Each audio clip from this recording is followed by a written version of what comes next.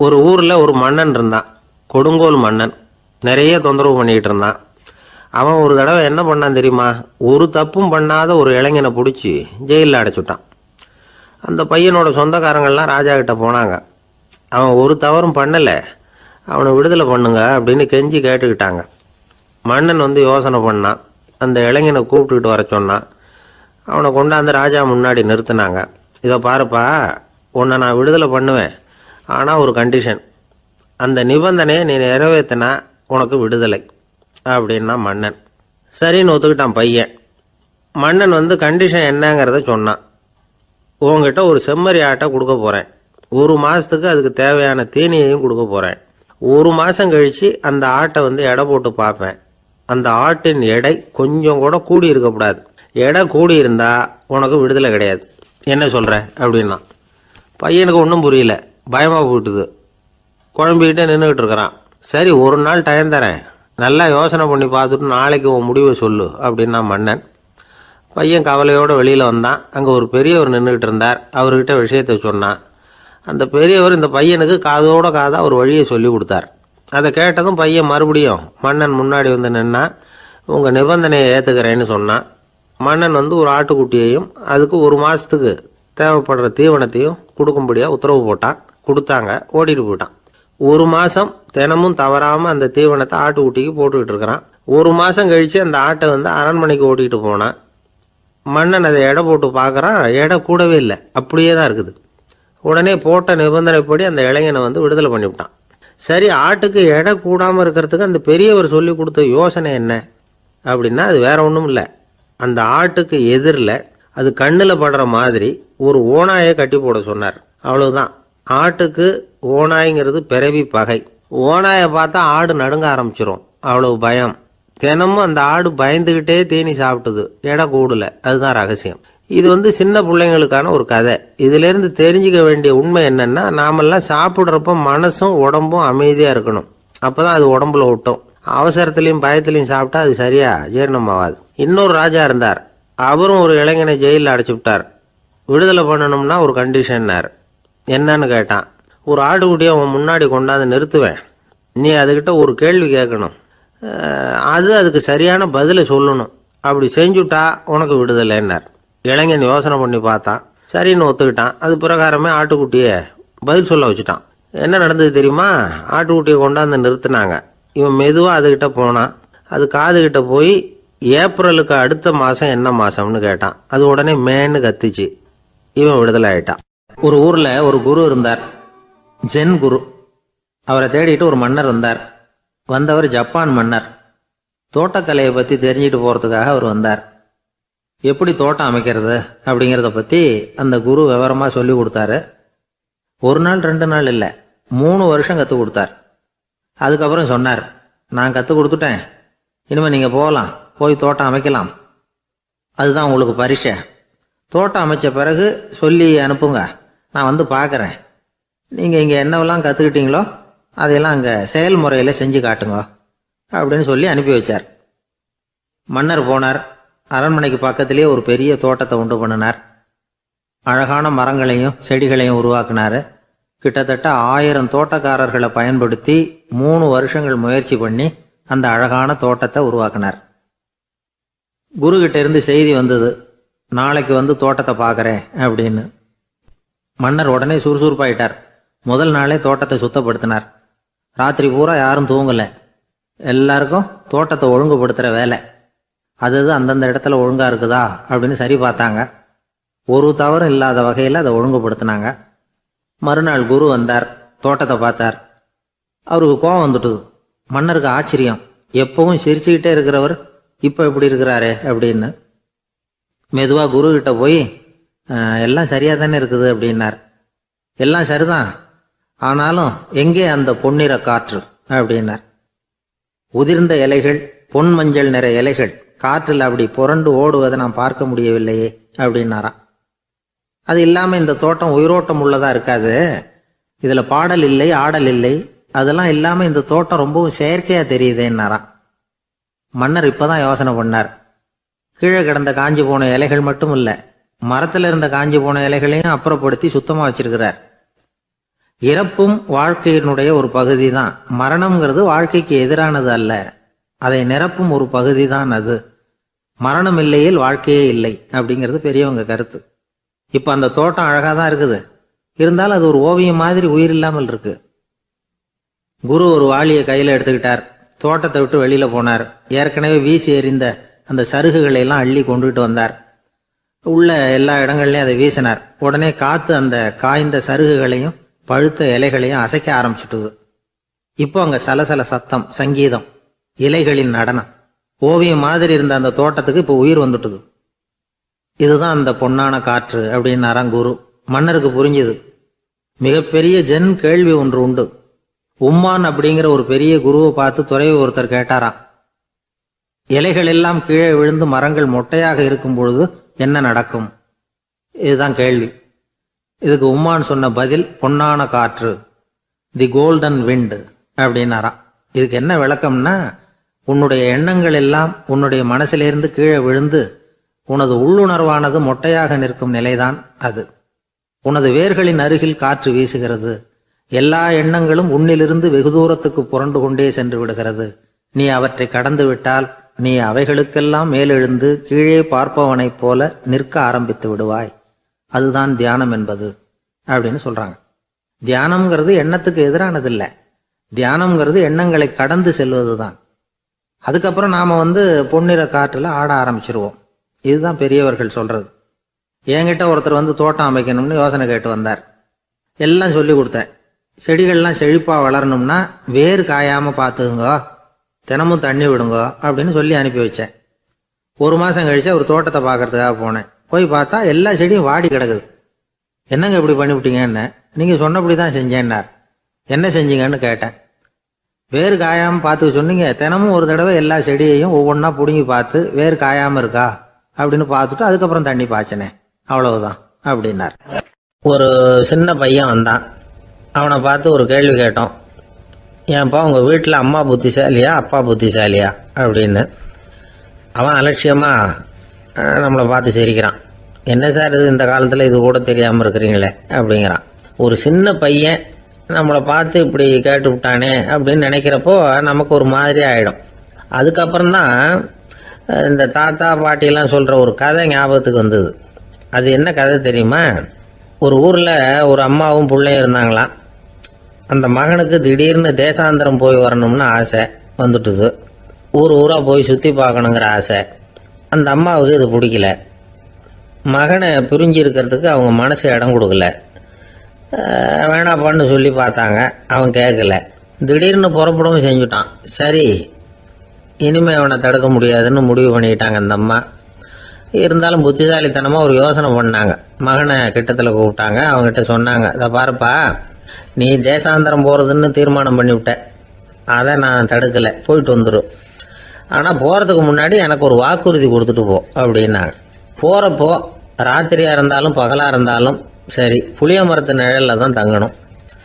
திரும்பி வர்றப்போ இரவும் பகலும் நீ வேப்ப மரத்து நிழல்லே தங்கணும் அப்படின்னாங்க. சரி, அப்படியே செய்கிறேன்னு சொல்லி வாக்குறுதி கொடுத்தான் பையன். புறப்பட்டு போனான். போகிற வழியில் புளிய மரத்து நிழல்லே தங்கினான், தூங்கினான். அப்படி போய்கிட்டே இருந்தான். 7வது நாள் அவன் உடம்பு சுகமில்லாமல் போயிட்டுது. ரொம்பவும் பலவீனமாயிட்டான். இனிமேல் நடக்க முடியாதுங்கிற நிலைமை வந்துட்டுது.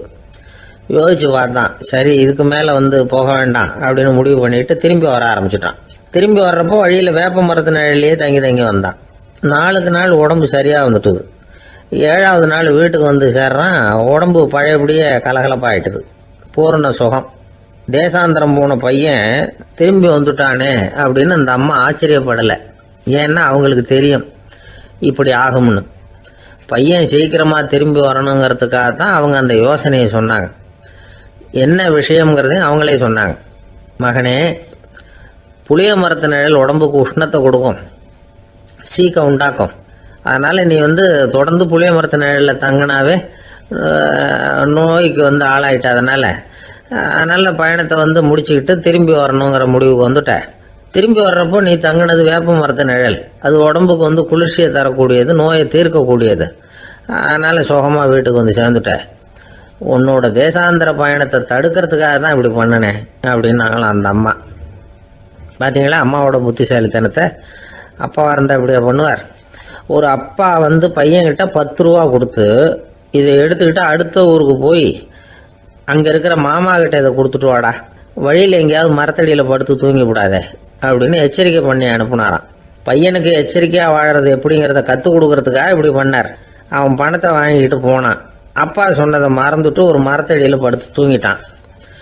அவனுக்கு தெரியாமல் அவன் பின்னாடியே போன அப்பா அவன் கையில் இருந்த அந்த 10 ரூபாயை நைஸாக எடுத்துகிட்டு வந்துட்டார்.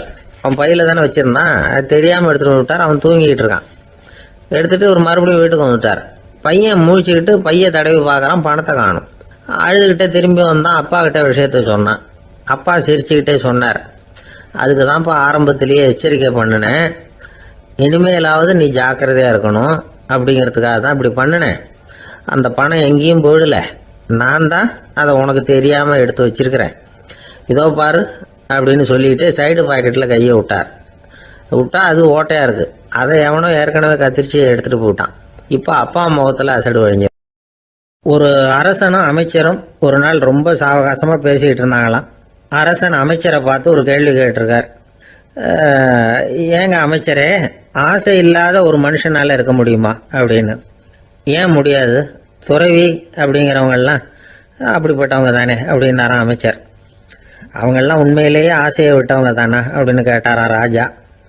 அப்படி தான் இருக்கணும் அப்படின்னாராம் அமைச்சர். அப்படின்னா ஆசையே இல்லாத ஒரு உண்மையான துறவியை நான் பார்க்கணுமேன்னார். அது என்ன பிரமாதம், அதுக்கு நான் ஏற்பாடு பண்ணுறேன் அப்படின்னு விட்டார் இவர். சொல்லிவிட்டு உடனே புறப்பட்டு போனார். அங்கே எங்கே தேடினார். அப்புறம் தான் அவருக்கு புரிஞ்சுது உண்மை துறவியை கண்டுபிடிக்கிறது எவ்வளவு கஷ்டமான காரியம்னு.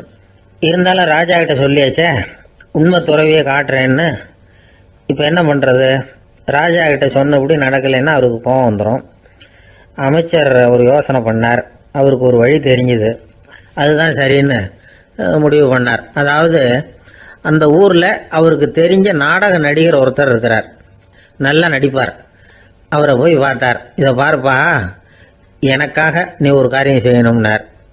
என்னன்னு கேட்டார் அவர். நீ ஒரு துறவி மாதிரி கொஞ்ச நேரத்துக்கு நடிக்கணும். ராஜா வந்து உன்னை பார்த்துட்டு போகிற வரைக்கும் நடி, அது போதும். அதுக்காக உனக்கு 10,000 ரூபா தரேன் அப்படின்னார். அவர் எந்த காலத்தில் இவ்வளவு பணத்தை மொத்தமாக பார்த்துருக்கார்.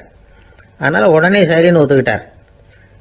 அமைச்சர் வந்து அரண்மனைக்கு திரும்பி வந்தார். என்ன அமைச்சரே, இன்னுமா ஒரு உண்மையான துறவி கிடைக்கலன்னார். உண்மையான துறவி ஒருத்தரை இப்போ தான் கொஞ்ச நேரத்துக்கு முன்னாடி பார்த்து பேசிவிட்டு வர்றேன். அவர் நம்ம ஊருக்கு வெளியில் குளத்தங்கரையில் உள்ள ஒரு ஆலமரத்துக்கு அடியில் உட்காந்துருக்கிறார் அப்படின்னார் இவர். அப்படின்னா உடனே புறப்படுங்க அப்படின்னார் ராஜா. பரிவாரங்களோடு புறப்பட்டார். அங்கே அந்த மரத்தடியில் அந்த ஆள் வேஷம் போட்டுக்கிட்டு துறவி மாதிரி உட்காந்துருக்கிறான். ராஜா நேராக போனார். அந்த துறவி காலில் பொத்துன்னு விழுந்து வணங்கினார். உடனே ராணி அவர் காலில் விழுந்தாங்க. அடுத்தபடியாக அமைச்சர் விழுந்தார். அவருக்கு தெரியும் இது நம்ம ஆள் தான்னு. இருந்தாலும் என்ன பண்ணுறது, நேரம். அப்புறம் பரிவாரங்கள்லாம் துறவி காலில் விழுந்து ஆசீர்வாதம் வாங்கிட்டாங்க. ராஜா அப்புறமா தங்கத்தட்டில் பொண்ணையும் பொருளையும் வச்சு அந்த துறவிகிட்ட ரொம்ப பணிவாக நீட்டுறார். தாங்கள் தயவு பண்ணி இதை ஏற்றுக்கணும் அப்படின்னு வேண்டிக்கிட்டார். அந்த துறவி பற்று இல்லாமல் அதை பார்த்தார். எல்லாத்தையும் திறந்துட்ட எனக்கு இதெல்லாம் எதுக்காக அப்படின்னு சொல்லி அதை மறுத்துட்டாராம். ஆஹா, உண்மையான துறவியை பார்த்துட்டோம் அப்படிங்கிற ஆனந்தம் அரசருக்கு. ரொம்ப நிம்மதியாக திருப்தியாக திரும்பி வந்தார் அரண்மனைக்கு. அதுக்கப்புறம் அமைச்சர் யாருக்கும் தெரியாமல் அந்த துறவிகிட்ட ஓடினார். சொன்ன பிரகாரம் பணத்தை நீட்டினார். இந்தப்பா, நான் உங்ககிட்ட சொன்னபடி 10,000 ரூபா பணம் எடுத்துக்கோ அப்படின்னார். அந்த ஆள் ராஜா கிட்ட சொன்னது மாதிரியே எல்லாத்தையும் திறந்துவிட்ட எனக்கு இதெல்லாம் எதுக்காக வேணாம் அப்படின்னு விட்டாரான். நடித்த வரைக்கும் போதும்ப்பா, இனிமேல் இந்த நாடக வசனம்லாம் வேணாம், வேஷத்தை கலைச்சிரு, பணத்தை வாங்கிக்கோன்னார். இல்லைங்க, இது வேஷம் இல்லை, இது வசனமும் இல்லை, இது உண்மை. கொஞ்ச நேரம் துறவி மாதிரி நடித்ததுக்கே இந்த தேசத்து ராஜா, ராணி, அமைச்சர், பரிவாரங்கள் எல்லாம் என் காலில் விழுந்து வணங்குறாங்க. அப்படின்னா உண்மையான துறவியாக இருக்கிறது எவ்வளவு பெருமையான விஷயம். நான் உண்மையான துறவியாக ஆக போகிறேன், அப்படி முடிவும் பண்ணிட்டேன் அப்படின்னார் அந்த நடிகர். வேஷம் கூட எப்படிப்பட்ட விளைவுகளை உண்டு பண்ணுது பார்த்தீங்களா. நம்மால் ஒருத்தன் ரொம்ப வசதியாக தான் இருந்தான். ஒரு நாள் அவன் சொத்து பூரா திருட்டு போட்டுது. அதுக்கப்புறம் இவன் துறவி மாதிரி ஆயிட்டான். ஊர் ஊராக சுற்றினான். ஒரு குருநாதரை தேடி கண்டுபிடிச்சான். அவர்கிட்ட சீடனாக சேர்ந்துக்கிட்டான். அவனை பார்த்து ஒருத்தர் கேட்டார், நீ உண்மையான சீடன் தானான்னு. இல்லைங்க, சீடன் மாதிரி நடிச்சுக்கிட்டு இருக்கிறேன் அப்படின்னா. அது குரு துரோகம் இல்லையா அப்படின்னு கேட்டார் அவர். இல்லைங்க, நான் பண்ணது குரு துரோகம் இல்லை. என் குரு பண்ணது தான் துரோகம். என்னுடைய பணத்தை கொள்ளையடிச்சது இவர் தான். அதை எங்கே வச்சிருக்காருன்னு கண்டுபிடிக்கிறதுக்காக தான் இவர்கிட்ட வந்து சீடனா சேர்ந்துருக்கிறேன் அப்படின்னானா. கங்கை கரை தோட்டம் பக்கத்தில் ஒரு ஆசிரமம், அங்கே ஒரு பெரியவர் தங்கி இருக்கிறார். அவர் தான் ராமகிருஷ்ண பரமஹம்சர். அந்த ஆசிரமம் இருந்த இடம் கரக்பூர். வங்காளத்தில் பொதுவாக எல்லாரும் மீன் சாப்பிட்றது உண்டு. கங்கையில் குளிச்சுட்டு கையில் ஒரு மீனோட வர்றது வழக்கம். இவர் இருக்கிற இடத்துக்கு கங்கையில் படகு வழியாக வரணும். அப்படி தான் எல்லாரும் வருவாங்க. வர்றவங்களை ஒன்று கூட்டி ஆன்மீக விஷயங்களை பற்றி பேசிக்கிட்டு இருப்பார். ஒவ்வொரு நாள் ஒவ்வொருத்தர் நகரத்துக்கு போகணும். வரும்பொழுது மீன் கொண்டுகிட்டு வரணும். அதுக்கு ஒரு அட்டவணையே உண்டு ஆசிரமத்தில். அது பிரகாரம் ஒரு நாள் சுவாமி யோகானந்தர் படகுல போனார். படகை செலுத்தினவங்க ராமகிருஷ்ணரையும் சுவாமி யோகானந்தரையும் மற்றவங்களையும் பித்தர்கள் அப்படின்னு சொல்லி ஏளனமாக பேசினாங்க. அவங்க என்ன பைத்தியம் பிடிச்சவங்க அப்படிங்கிறது மாதிரி. சுவாமி யோகானந்தருக்கு ரொம்ப மென்மையான இதயம். இவங்க இப்படி கண்ணாபின்னான்னு பேசுகிறத பார்த்தா மீனை வாங்கிட்டு திரும்புகிறப்போ என்ன நடக்குமோ அப்படிங்கிற பயம் வேற வந்துட்டுது அவருக்கு. அவ்வளவு மென்மையானவர். இதை தெரிஞ்சுக்கிட்ட ராமகிருஷ்ணர் யோகானந்தா இங்கே வா அப்படின்னு கூப்பிட்டார். இவர் கண்ணீரை தொடச்சிக்கிட்டே கிட்ட போனார். சொன்னார், ஐயா, படகு ஓட்டுறவங்க உங்களை பற்றி மோசமாக பேசுகிறாங்க. என்ன திட்டினா பரவாயில்ல, ஆனால் உங்களை அவங்க திட்டுறாங்க. அதை என்னால் தாங்கிக்க முடியல அப்படின்னார். இதை கேட்டதும் ராமகிருஷ்ணருக்கு கோபம் வந்துட்டு தான். என்னது, உன்னுடைய குருவை பற்றி அவங்க மோசமாக பேசும்பொழுது நீ சும்மா இருந்தியா? வெளியில் போ அப்படின்னு விட்டார். குரு நிந்தனை செய்கிறப்போ அதை கேட்டுக்கிட்டு சும்மா இருக்கலாமா? குரு நிந்தனையை கேட்டால் பாவம் இல்லையா? என்னை தூற்றும் போது அவங்க வந்து பாவம் செய்கிறாங்க. அதை கேட்டுக்கிட்டு நீ சும்மா இருந்தால் நீயும் பாவம் செய்கிற அப்படின்னாராம். அடுத்த நாள் சுவாமி நிரஞ்சனானந்தர் போக வேண்டிய நாள். இவர் படகுல போகும்பொழுதும் அதே மாதிரி நடந்துதான். அவங்க மோசமாக பேச ஆரம்பித்தாங்க, திட்ட ஆரம்பித்தாங்க. அப்படி கேலி பண்ண ஒருத்தனை இவர் என்ன பண்ணார், பலார்னு கன்னத்தில் அரைஞ்சிட்டார். இன்னொருத்தனை கங்கையில் தூக்கி எறியறதுக்கும் தயாராகிட்டார். அதுக்கப்புறம் அவங்க யாரும் வாயை திறக்கலை. மீன் வாங்கிட்டு வர்றப்பவும் படகுல ஒரே அமைதி. அவ்வளவு பயம் அவங்களுக்கு. ராமகிருஷ்ணர் கூப்பிட்டு விசாரித்தார் என்ன நடந்ததுன்னு. இவர் சொன்னார், அவர் யோகானந்தா போகும்பொழுது என்ன நடந்ததோ அப்படியே தான் இப்பவும் நடந்தது. குரு நிந்தனை செய்கிறத கேட்டுக்கிட்டு நான் சும்மா இருப்பேனா? ஒருத்தனை அப்படியே அரைஞ்சுட்டேன், இன்னொருத்தனை ஆற்றுல தூக்கி போட்டுருவேன்னு பயமுறுத்தினேன், அவ்வளவுதான் அப்படின்னாராம். இப்பவும் ராமகிருஷ்ணருக்கு கோபம் வந்துட்டு தான். என்ன இது, அணியறது காஷாயம், இருக்கிறது ஆசிரமம், உனக்கு இவ்வளவு கோபம் வந்ததுன்னா அப்புறம் என்னத்துக்கு ஆசிரமத்தில் இருக்கணும்? பிரம்மச்சாரி எப்பவும் அமைதியாக இருக்கணும் அப்படின்னு அறிவுரை சொன்னாராம் ராமகிருஷ்ணர். அப்போ இவர் கேட்டாராம், ஏங்க அவருக்கு ஒரு விதமான அறிவுரை சொன்னீங்க, எனக்கு வேற விதமாக அறிவுரை சொல்கிறீங்க, இதில் எது உண்மை அப்படின்னு கேட்டிருக்கார். இதுக்கு ராமகிருஷ்ணர் சொன்ன பதில் என்னன்னா, அட அசடே, சக்கரத்தில் காற்று அதிகமாக இருந்தால் குறைக்கணும், குறைச்சலாக இருந்தால் கூட்டணும். அவன் சாது, அவனுக்கு அதிக உணர்ச்சி தேவை, உனக்கு படபடப்பு அதிகம், உனக்கு பொறுமை தேவை அப்படின்னாராம். இதில் உள்ள கருத்து என்னன்னா, கல்விங்கிறது எப்படின்னா அதை சூழ்நிலைக்கு தகுந்த மாதிரி கற்பிக்கணும். எல்லாருக்கும் ஒரே மாதிரி கற்பிக்கக்கூடாது. கேட்குற ஒரு தகுதி, புரிஞ்சுக்கிற திறமை, இதை பொறுத்து கல்வி அமையணும். ஆரம்ப காலத்தில் ஒரு குரு, அப்போ ஒரு சீடன் இருந்தான். அது வேடிக்கையான குரு, வேடிக்கையான சீடன். ஒரு ஆசிரமம். ஒரு நாள் ஒருத்தன் அவசரமாக அந்த குருவை தேடி வந்திருக்கிறான். என்ன விஷயம்னு விசாரித்தார் குரு. உங்கள் சீடர் என்னை வந்து அடிச்சுட்டார் அப்படின்னு புகார் பண்ணானா அந்த ஆள். குரு சீடனை கூப்பிட்டார். அடிச்சியா இந்த ஆளை அப்படின்னு கேட்டாராம். ஆமான் இருக்கான் சீடன். ஏன் அடிச்சே அப்படின்னு கேட்டாராம். இந்த ஆள் உங்களை பற்றி மட்டமாக பேசிவிட்டான், என்னால் அதை தாங்கிக்க முடியல, அதனால தான் அடிச்சுட்டேன்ருக்கான். அப்படி என்ன பேசினா அப்படின்னு கேட்டாராம். உன்னுடைய குருநாதர் இப்போல்லாம் அர்த்தமில்லாமல் பேச ஆரம்பிச்சுட்டார் அப்படின்னு சொல்லிவிட்டான், அதனால தான் அடிச்சுட்டேன் அப்படின்னு நானாம். அதுக்காக அடித்தே அப்படின்னாராம். நான் அதுக்காக அடிக்கலை குருவே, இப்பெல்லாம் நீங்கள் அர்த்தம் இல்லாமல் பேசுகிறதாக அவன் சொல்கிறான், அப்படின்னா இதுவரைக்கும் நீங்கள் அர்த்தத்தோடு பேசினதாகத்தானே அர்த்தம், அது தப்பு தானே, அதனால தான் அடித்தேன் அப்படின்னு நானாம். ஒரு பெரியவர் உட்கார்ந்துருக்கிறார். அவரை சுற்றி அவருடைய தோழர்கள் உட்கார்ந்துருக்கிறாங்க. ஏதோ ஒரு முக்கியமான செய்தியை அவர் வந்து அவங்களுக்கு சொல்லிக்கிட்டு இருக்கிறார். அவங்களும் ஆர்வமாக கேட்டுக்கிட்டு இருக்கிறாங்க. இந்த சமயத்தில் யாரோ ஒரு ஆள் வேகமாக அங்கே வர்றார். வர்ற வேகத்திலேயே எனக்கு ஏதாவது உதவி செய்யுங்க அப்படின்னு கேட்டுக்கிட்டே வர்றார். கேட்கறது உதவி, ஆனால் குரல் வந்து மிரட்டுறது மாதிரி இருக்கு, அதட்டி கேட்கறது மாதிரி இருக்கு. இதை கேட்டதும் அந்த பெரியவர் ஆத்திரப்படலை, ஆனால் அவரை சுற்றி இருந்தவங்க ஆத்திரப்பட்டாங்க. இதை பெரியவர் கவனிச்சார். கொஞ்சம் அமைதியாக இருங்கன்னார். வந்தவரை கூப்பிட்டார். அவருக்கு சில பொருள்களை கொடுத்தார். என்னங்க இப்போ உங்களுக்கு மகிழ்ச்சி தானே அப்படின்னார். ஆ அப்படின்னு அலட்சியமா அவர் சொல்கிறார். நான் உங்களை நல்ல முறையில் நடத்தினேன்னா அப்படின்னு கேட்குறாரு அவர் மறுபடியும். அதெல்லாம் ஒன்றும் இல்லை அப்படின்னு சொல்லி அவர் சொல்லிகிட்டு இருக்கிறாரு. குரலில் வந்து கடுமை குறையில. சுற்றி இருந்தவங்களால இதை பொறுத்துக்க முடியல. கோபத்தோடு அவரை நோக்கி நெருங்க ஆரம்பித்தாங்க. பெரியவர் அவங்களையெல்லாம் தடுத்து நிறுத்தினார். வந்தவரை வாங்க என்னோட அப்படின்னு சொல்லி அழைச்சிட்டு போனார். வீட்டுக்கு போனார். அங்கே போனதும் இன்னும் சில பொருள்களை எடுத்து அவர்கிட்ட கொடுத்தார். இப்போ திருப்தி தானே, நான் உங்ககிட்ட நல்ல முறையில் நடந்துக்கிட்டேனா அப்படின்னார். அவர் முகம் இப்போ தான் கொஞ்சம் மலர்ந்தது. ரொம்ப நன்றி, இறைவன் வந்து உங்கள் குடும்பத்துக்கு எல்லா நன்மைகளையும் செய்வான் அப்படின்னு சொன்னார். இதே வார்த்தைகளை என்னுடைய தோழர்கள்கிட்டே வந்து சொல்லிட்டீங்கன்னா அவங்க கோபம் தணிஞ்சிரும், வர முடியுமான்னார். கண்டிப்பாக வர்றேன் அப்படின்னாரு. மறுநாள் காலையில் அந்த இடத்துக்கு வந்தார். அதே மாதிரி சொல்லிவிட்டு அவர் போயிட்டார். தோழர்கள்லாம் ரொம்ப வியப்போடு பெரியவரை பார்த்தாங்க. அந்த பெரியவர் தான் நபிகள் நாயகம். அவர் சொன்னார், ஒருத்தன் ரொம்ப ஆசையாக ஒரு ஒட்டகத்தை வளர்த்துக்கிட்டு வந்தான். ஒரு நாள் அந்த ஒட்டகம் வந்து கயத்தை அறுத்துக்கிட்டு ஓடி போயிட்டுது. அக்கம் பக்கத்தில் இருக்கிறவங்கெல்லாம் அந்த ஒட்டகத்தை பிடிக்கிறதுக்கு முயற்சி பண்ணாங்க. அதை துரத்திக்கிட்டு ஓடினாங்க. ஒட்டகம் வந்து தாறுமாறாக ஓட ஆரம்பிச்சுது. இந்த சமயத்தில் ஒட்டகத்தை வளர்த்தவன் அங்கே ஓடி வந்தான். நீங்கள் அதை ஒன்றும் செய்ய வேணாம், விட்டுருங்க, அதோட சுபாவம் எனக்கு நல்லா தெரியும், அதை சுலபமாக என்னோட வழிக்கு கொண்டுட்டு வந்துட முடியும், நான் பார்த்துக்கிறேன், விட்டுருங்கோ அப்படின்னா. எல்லாரும் விலைக்கு போயிட்டாங்க. இவன் என்ன செஞ்சான் தெரியுமா? கொஞ்சம் புல்லை கையில் எடுத்துக்கிட்டு அந்த ஒட்டகத்தை நெருங்கினான். அவ்வளவுதான். அது ஓடி வந்து இவன் காலடியில் உட்காந்துக்கிட்டது.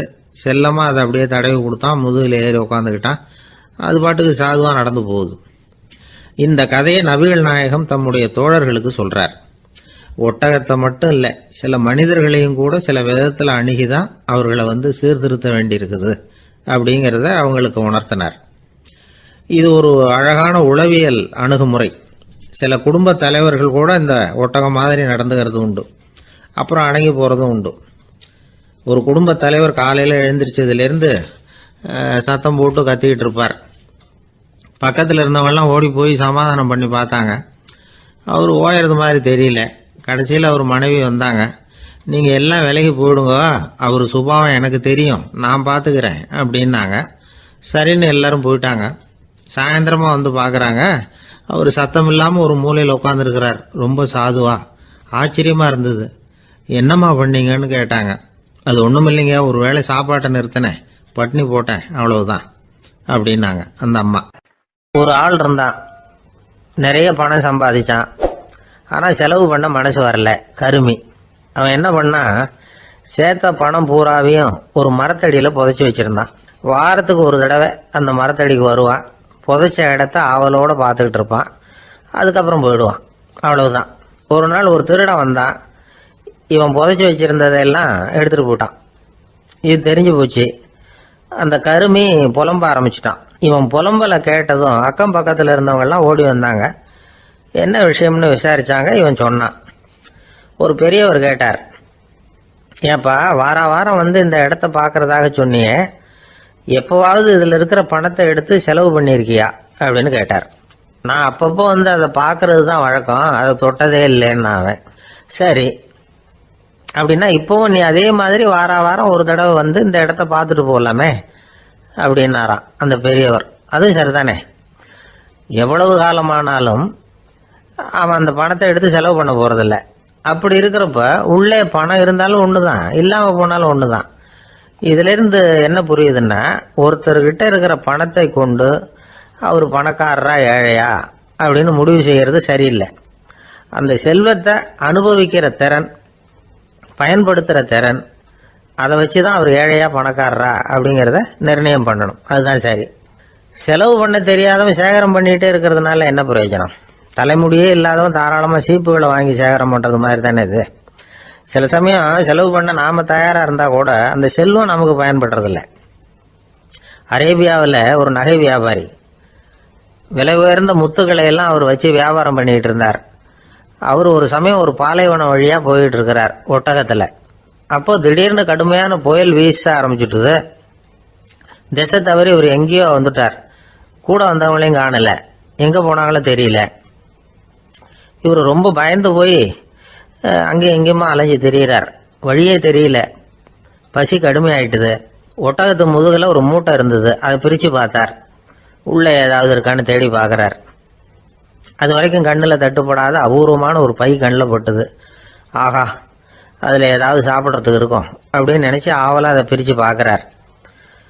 அந்த பையில் விலை உயர்ந்த முத்துக்கள் நிறைய இருந்துதான். அப்போ தான் அவர் நினச்சாராம், விலை உயர்ந்த முத்துக்கள் கூட சாப்பிட்றதுக்கு உணவாக முடியாது அப்படிங்கிறத புரிஞ்சுக்கிட்டாராம். எந்த நேரத்தில் எது நமக்கு தேவையோ அது நமக்கு தாராளமாக கிடைக்கணும். அப்படி அது கிடைக்கிறதுக்கு நம்மக்கிட்ட இருக்கிற செல்வம் பயன்படணும். அது நமக்கும் பயன்படலாம், நம்ம மூலமாக அடுத்தவங்களுக்கும் பயன்படலாம். அதுதான் செல்வத்தின் பயன். ஒரு மரத்தடியில் ஒருத்தன் உட்காந்து அழுதுகிட்டு இருந்தான். அந்த பக்கமாக வந்த இன்னொருத்தன் ஏப்பா அழுதுகிட்டு இருக்கிறேன்னு கேட்டான். இந்த இடத்துல தான் பூமிக்கு அடியில் பணம் இருக்குது, புதைச்ச இடம் தெரியல, அதான் அழறேன் அப்படின்னா. நல்லா ஞாபகப்படுத்தி பாரு, எந்த இடத்துல புதைச்ச அப்படின்னு கேட்டான் இவன். அது எப்படி எனக்கு தெரியும், புதைச்சி வச்சிருக்கிறவன் நான் இல்லையே, எங்க எழுத்து வீட்டுக்காரன் அப்படின்னானா. பந்திக்கு முந்தர ஆசாமிகள் நம்மள பல பேர் உண்டு. அப்படி முந்தறதுக்கு கூட முயற்சி பண்றவங்க நிறைய பேர் இருக்கிறாங்க. இதுல என்ன ஒரு விஷயம்னா, பந்திக்கு முந்தறது கூட தப்பு இல்லை. ஆனா அப்படி ஒரு விருந்துல ஆளா போய் உட்காந்து சாப்பிட்டா கூட வெளியில வர்றப்ப என்ன பெரிய விருந்து வச்சுட்டான், சாம்பாரில் உப்பு இல்லை, ரசத்தில் காரம் இல்லை அப்படின்னு குறை சொல்லிகிட்டே வர்றது இருக்கு பாருங்க, அது சரியில்லை, நாகரிகமும் இல்லை. கல்யாண பத்திரிகையில் என்ன போட்டிருக்குது, என் பொண்ணுக்கும் இன்னார் பையனுக்கும் கல்யாணம், எல்லாரும் குடும்பத்தோடு வந்திருந்து மணமக்கள் வந்து ஆசீர்வதிக்கணும், இப்படி தானே போட்டிருக்கோம். குடும்பத்தோடு வந்து விருந்து சாப்பிட்டு சாப்பாடு எப்படி இருக்குன்னு அபிப்பிராயம் சொல்லிவிட்டு போங்க அப்படின்னா போட்டிருக்கு கல்யாண பத்திரிகையில். ஒருத்தர் வீட்டு விசேஷத்துக்கு போயிருக்கோம்னா எவ்வளவோ அசௌகரியங்கள் நமக்கு ஏற்படலாம். ஏராளமான கூட்டம் வந்திருக்கும். எல்லாரையும் அவங்க வந்து தனித்தனியாக கவனிச்சுக்கிட்டு இருக்க முடியாது. நாம தான் அனுசரித்து நடந்துக்கணும். நாமளாக போய் வாழ்த்த வேண்டியவங்களை வாழ்த்தி விட்டு வந்து சேரணும். அதை விட்டுட்டு பத்திரிக்கை கொடுத்தானேன்னு போனேன், கவனிப்பே சரியில்லை அப்படின்னு புலம்பிக்கிட்டு இருக்கக்கூடாது. ஒரு விருந்துக்கு போனால் அங்கே எப்படி நடந்துக்கணும் அப்படிங்கிறத பற்றி கூட அனுபவசாலிகள் சில விவரங்கள்லாம் சொல்லியிருக்கிறாங்க. இந்த காலத்தில் கல்யாணம், பிறந்த நாள், அது இதுன்னு நிறைய விருந்துகள் நடக்குது. அதெல்லாம் எதுக்காக? மனித உறவுகளை வளர்த்துக்கிறதுக்காக தான், வேற எதுக்கு? ஒரு விருந்துக்கு போனால் அமைதியாக பொறுமையாக போய் உட்காரணும். அடித்து பிடிச்சிக்கிட்டு இடத்த பிடிக்க போகிறேன் அப்படின்னு நிற்கக்கூடாது. முதல் பந்தி நடந்துக்கிட்டு இருந்தால் அது முடிஞ்சு இலை எடுத்து சுத்தம் பண்ணதுக்கு அப்புறம் போய் உட்கார்றது தான் நாகரீகம். இலை எடுக்கிறதுக்கு முன்னாடியே அங்கே போய் உட்காந்தா நல்லா இருக்காது. நீங்கள் சாப்பிட்டுட்டு உட்காந்துருக்கீங்களா, சாப்பிட்றதுக்கு உட்காந்துருக்கீங்களா, பார்க்குறவங்களுக்கு சந்தேகம் வந்துடும். அதே மாதிரி இலையில எல்லா ஐட்டமும் பரிமாறினதுக்கு அப்புறம் சாப்பிட ஆரம்பிக்கணும். ஒவ்வொரு ஐட்டமாக வைக்க வைக்க நாம் பாட்டுக்கு எடுத்து உள்ளே தள்ளிகிட்டே இருந்தோம்னா எதை வச்சோம் எதை வைக்கலன்னு பரிமாறினவரே குழம்பி போயிடுவார். ஏன்னா எப்போ பார்த்தாலும் இலை காலியாகவே இருக்கும். சாப்பிட்றப்போ உங்கள் சாப்பாட்டையே நீங்கள் கவனிக்கணும். அடுத்தவங்க இலையில என்ன இருக்குது, பக்கத்தில் இருக்கிறவர் எதை அதிகமாக சாப்பிட்றார், இதெல்லாம் நமக்கு என்னத்துக்கு? எல்லாரும் சாப்பிட்டு முடிக்கிற வரைக்கும் பொறுமையாக இருக்கிறது தான் நல்லது. நீங்கள் மட்டும் திடீர்னு பாதியில் எழுந்திரிச்சு பக்கத்தில் இருக்கிறவங்களுக்கு சங்கடமாக இருக்குமேங்கிறதெல்லாம் யோசிக்காமல் நீங்கள் பாட்டு எழுந்திரிச்சு போகக்கூடாது. பக்கத்தில் உள்ளவங்க உங்களை எழுந்திரிக்க சொன்னால் எழுந்திரிச்சு போகலாம். விருந்துகளில் சாப்பாட்டை வீணாக்கிறதே ஒரு நாகரிகமாக போட்டுது. இந்த காலத்தில் சாப்பாட்டுக்கே கஷ்டப்பட்டுக்கிட்டு பல பேர் இந்த உலகத்தில் இருக்கிறப்போ சாப்பாட்டை வீணாக்கிறது எவ்வளோ பெரிய மோசங்கிறத நினச்சி பார்க்கணும். வேணுங்கிற அளவுக்கு கேட்டு வாங்கி சாப்பிட்றது தான் முறை. விருந்தில் இந்த பஃபே அப்படின்னு சொல்லி ஒரு முறை சொல்கிறாங்கல்ல, அதாவது உணவு வகைகளையெல்லாம் பொதுவாக ஒரு இடத்துல வச்சுடுறது, நமக்கு தேவையானதை நாமே எடுத்துட்டு ஒரு தட்டில் போட்டுக்கிட்டு சாப்பிட வேண்டியது. இதில் கூட சில பேர் தேவைக்கு அதிகமாக எடுத்து போட்டுக்கிட்டு வீணாக்குறாங்க. சில சமயம் வந்து கடைசியாக சாப்பிட போகிறவங்களுக்கு எல்லா ஐட்டமும் கிடைக்காம போகலாம். அதை போய் பெருசு பண்ணிகிட்டு இருக்கக்கூடாது. என்ன சார் இந்த அளவுக்கு கூடவா நாகரிகம் தெரியாமல் இருக்கிறோம், இதை போய் பெருசாக சொல்ல வந்துட்டீங்களே அப்படின்னு நினைக்கலாம். ஒருத்தர் 2 பேருக்கு இந்த விவரம் தேவைப்படலாம். அவங்க காதலையும் இது விழட்டுமேங்கிறதுக்காக தான் இது. ஒரு பெரிய கல்யாண விருந்து நடந்துக்கிட்டு இருந்தது. விருந்து மண்டபத்து வாசலில் ஒருத்தர் நின்றுக்கிட்டு வர்றவங்களையெல்லாம் ரொம்ப மரியாதையாக வணங்கி உள்ளே அனுப்பி வச்சுக்கிட்டு இருந்தார். எப்படி தெரியுமா? வர்றவங்க கையெல்லாம் பிடிச்சி முத்தம் கொடுத்து அதுக்கப்புறம் உள்ள அனுப்பி வச்சுக்கிட்டு இருந்தாராம். கூட்டம்லாம் முடிஞ்சதுக்கு அப்புறம் அவர்கிட்ட போய் கேட்டிருக்கிறாங்க, சார் நானும் எவ்வளவோ விருந்துகளுக்கு போயிருக்கிறேன், இருந்தாலும் இவ்வளவு மரியாதையா வர்றவங்க கைக்கெல்லாம் முத்தம் கொடுத்து வரவேற்கிறத இங்கதான் பாக்குறேன் அப்படின்னு சொன்னாங்க. அதுக்கு அவர் சொன்னார், அட போங்க சார், நான் முத்தம் கொடுக்கல, முந்தின பந்திக்கு வந்து சாப்பிட்டவங்களே அடுத்த பந்திக்கும் வர்றாங்களான்னு மோந்து பார்த்து அனுப்பி வச்சுக்கிட்டு இருந்தேன் அப்படின்னார். ஒருத்தர் ரொம்ப அவசரமா வந்தார். சார் மனுஷன் நிம்மதியா இருக்கிறதுக்கு என்ன வழின்னு கேட்டார். சீக்கிரமா ஒரு கல்யாணத்தை பண்ணீங்க, எல்லாம் சரியா போடும் அப்படின்னோம். அவர் ஒரு மாதிரியா பார்த்தார். ஏற்கனவே எனக்கு கல்யாணம் ஆயிட்டுது சார், அதனால தானே நிம்மதியா இருக்கிறதுக்கு வழி கேட்கிறேன் அப்படின்னார். சரி, இவர் ஒரு மாதிரியான கேஸ் அப்படின்னு நினைச்சுக்கிட்டு நம்மகிட்ட இருந்த ஒரு சின்ன புத்தகத்தை அவர்கிட்ட தூக்கி கொடுத்தோம். இதை படிச்சு பாருங்கன்னு. கல்யாணத்துக்கு பிறகும் சந்தோஷமா இருக்கிறதுக்கு என்ன வழி அப்படிங்கிற கேள்விக்கு அந்த புத்தகத்துல விளக்கம் இருந்தது. கணவன் மனைவிக்குள்ள சிக்கல் வராம இருக்கிறதுக்கு அதுல சில வழிகளை சொல்லி கொடுத்துருக்குறாங்க. அதெல்லாம் என்னென்ன அப்படிங்கிறத இப்ப பார்க்கலாமா? குடும்பம்னு இருந்தா கோபம் வரதான் செய்யும், அது வந்துட்டு போகட்டும் பரவாயில்ல. ஆனா அந்த கோபம் ஒரே நேரத்துல 2 பேருக்கும் வந்துடாம பாத்துக்கணும். ஒரு சமயத்துல யாராவது ஒருத்தர் தான் கோபப்படணும், அடுத்தவங்க அமைதியா இருக்கணும். அதுக்கப்புறம் இவர் அமைதியான உடனே அவங்க ஆரம்பிச்சுக்கலாம். கோபமா ஏதாவது சொன்னா உடனே கோபமா பதில் சொல்லக்கூடாது. கொஞ்சம் பொறுத்து கோபம் தீர்ந்த உடனே அந்த பதில சொல்லலாம். அப்போ பதில் கோபமா இருந்தா கூட அது அவ்வளவு பெருசா தெரியாது. அற்ப விஷயத்துக்கெல்லாம் காய்ச்சி மூச்சுன்னு கத்திட்டு இருக்கக்கூடாது. உங்க 2 பேருக்குள்ள ஒரு தர்க்கம் ஆரம்பமாயிட்டுதுன்னு வச்சுக்கோங்க, கடுமையா 2 பேரும் விவாதம் பண்றீங்க. உங்களில் ஒருத்தர் இதுல ஜெயிக்கணும்னா அது நீங்களா இருக்க வேணாம், அடுத்தவங்க ஜெயிக்கிறதுக்கு நீங்க துணையா இருங்களேன். அப்படின்னா நீங்க கொஞ்சம் விட்டு கொடுக்கணும், அவ்வளவுதான். ஏதாவது குத்தம் சொல்லணுமா, செஞ்ச தப்ப சுட்டி காட்டணுமா, விமர்சனம் பண்ணணுமா, பண்ணுங்க, வேணான்னு சொல்லல. ஆனா சொன்னதை அப்படி சொல்றத வந்து கொஞ்சம் அன்பா இதமா சொல்லுங்க. எப்போ நடந்த தவறுகளை எல்லாம் இப்போ போய் மறுபடியும் ஞாபகப்படுத்திட்டு இருக்க வேண்டாம். நான் அப்பவே சொன்னேன் இந்த புடவை வேணாம்னு, நீங்க தான் கேட்கல, இப்போ பாருங்க கிழிஞ்சு போச்சு இப்படின்னு கத்துனாங்க ஒரு அம்மா. எப்போ சொன்னீங்கன்னு கேட்டா ஒரு 10 வருஷத்துக்கு முன்னாடி தீபாவளி சமயத்துல அப்படிங்கிறாங்க. அது என்ன இன்னும் அப்படியே புதுசாகவா இருக்கும்? உங்களுக்கு அவர் தான் பெருசு, அவருக்கு நீங்க தான் பெருசு. அதை விட இந்த உலகத்துல வேற எதுவும் முக்கியம் இல்லைன்னு நினைக்கணும். நீ தான் என்னுடைய உலகம்னு எத்தனை தடவை சொல்லியிருப்பீங்க? அதெல்லாம் வெறும் வசனமா போயிடக்கூடாது. ஏதாவது ஒரு பிரச்சனையை பத்தி கடுமையா விவாதம் பண்ணிட்டு இருக்கீங்க, அதை அப்படியே பாதியில விட்டுட்டு படுக்கைக்கு போயிடக்கூடாது. சொச்சத்தை நாளைக்கு பேசிக்கலாம்னு. அப்படி போனா தூக்கம் வராது. பிரச்சனையை ஒரு முடிவு பண்ணிக்கிட்டு அதுக்கப்புறமா தூங்க போகணும். ஒரு நாள்ல ஒரு தடவையாவது உங்க ஜோடியை பாராட்டி நல்ல விதமா கனிவா ஒரு வார்த்தை சொல்லணும் அப்படின்னு தீர்மானம் பண்ணீங்க. ஏதாவது தப்பு பண்ணிவிட்டீங்கன்னா பரவாயில்ல, அதை ஒத்துக்கிறதுக்கும் மன்னிப்பு கேட்கறதுக்கும் தயாரா இருக்கணும். அது ஒன்றும் கேவலம் கிடையாது. வீட்டுக்குள்ள தானே கேட்க போறீங்க, வெளியில யாருக்கு தெரிய போதும்? எப்படியோ உங்களுக்குள்ள ஒரு சமரசம் ஆனா சரிதான். ஒரு தகராறுன்னு எடுத்துக்கிட்டா குறைஞ்சபட்சம் அதுக்கு 2 பேர் தேவை. தனியாவே உட்காந்துக்கிட்டு நான் இப்ப தகராறு பண்ணிட்டு இருக்கிறேன் அப்படின்னு யாரும் சொல்ல முடியாது. 2 பேர் தகராறு பண்றாங்கன்னா பொதுவா அந்த 2 பேர்ல யாரு அதிகமா பேசுறாங்களோ அவங்க பேர்ல தான் தப்பு இருக்கும். அதை மனசுல வச்சுக்கணும். இதெல்லாம் தான் அந்த புத்தகத்துல போட்டிருக்கிற வழிமுறைகள். இவ்வளவும் சரியா வரலன்னா அப்புறமா சொல்லுங்க, வேற புத்தகம் ஏதாவது இருக்கான்னு தேடுவோம். ஒரு கணவன் தன்னுடைய மனைவியை அழைச்சிட்டு ஒரு மனோதத்துவ டாக்டர் கிட்ட வந்தாரா. டாக்டர், எங்களுக்கு கல்யாணம் ஆகி 30 வருஷ காலமா நாங்க ஒரு விஷயத்துல கூட ஒத்து போனதில்லை அப்படின்னு ஆரம்பிச்சார். உடனே அந்த அம்மா குறுக்கிட்டு, அது 30 வருஷம் இல்ல 32 வருஷம் அப்படின்னாங்களாம். அந்த ஆளு என்ன கண்ணா பண்ணான்னு திட்டி விட்டான் சார், அதை நினைச்சா எனக்கு ரொம்ப வருத்தமா இருக்கு அப்படின்னு சொல்லி கவலைப்பட்டார் ஒருத்தர். இதுல கவலைப்படுறதுக்கு என்ன இருக்குது அப்படின்னாரு ஒரு பெரியவர். அவர் ஒரு மகான்.